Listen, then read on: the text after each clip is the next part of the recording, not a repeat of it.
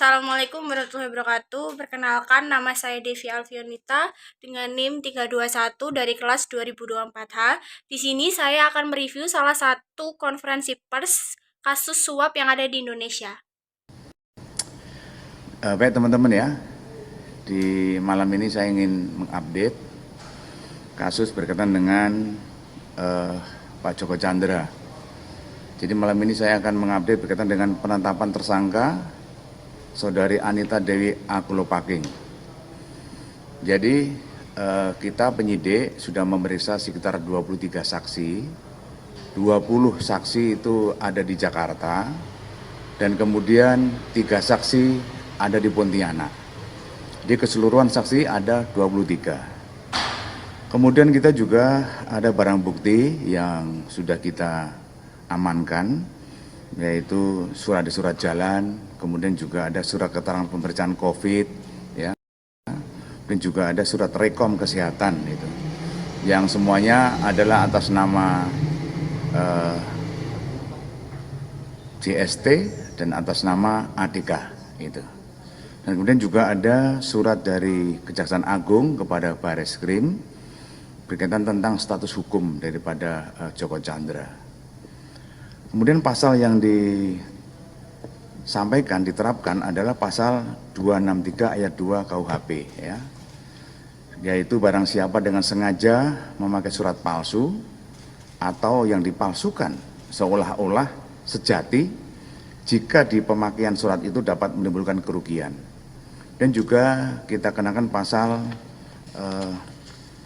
223 KUHP, yaitu barang siapa dengan melepas atau memberi pertolongan ketika meloloskan diri kepada orang yang ditahan atas perintah penguasa umum.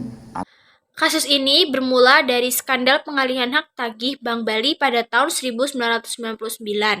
Joko Chandra diduga terlibat dalam penggelapan dana Bank Bali senilai 546 miliar melalui perusahaan yang dimilikinya, PT Era Giat Prima. Dana ini seharusnya digunakan untuk menyelesaikan utang antara Bank Bali dan bank yang telah diikuidasi. Namun, Joko Chandra melakukan manipulasi sehingga uang tersebut masuk ke perusahaannya. Kasus Joko Chandra berkaitan dengan pelariannya dari hukum di Indonesia setelah dinyatakan bersalah dalam kasus korupsi pengalihan hak tagih Bank Bali. Pada tahun 2009, Joko Chandra divonis bersalah oleh Mahkamah Agung dalam kasus korupsi pengalihan hak tagih Bank Bali dan dijatuhi hukuman penjara. Lalu pada tahun 2010, ia sempat melarikan diri ke luar negeri selama lebih dari 1 dekade sebelum akhirnya tertangkap pada tahun 2020. Kasus ini semakin kompleks dengan keterlibatan sejumlah pejabat penegak hukum seperti jaksa dan polisi dalam membantu pelariannya. Pada tahun 2021, Joko Chandra dijatuhi hukuman penjara dan denda serta melibatkan kasus suap yang mempengaruhi keputusan hukum di Indonesia. Oke, selanjutnya yaitu kelebihan dari konferensi pers tersebut. Yang pertama ada transparansi penyidikan. Lalu yang kedua penegakan hukum yang tegas. Yang ketiga pembongkaran kasus suap. Lalu yang terakhir pemberian rasa keadilan kepada masyarakat.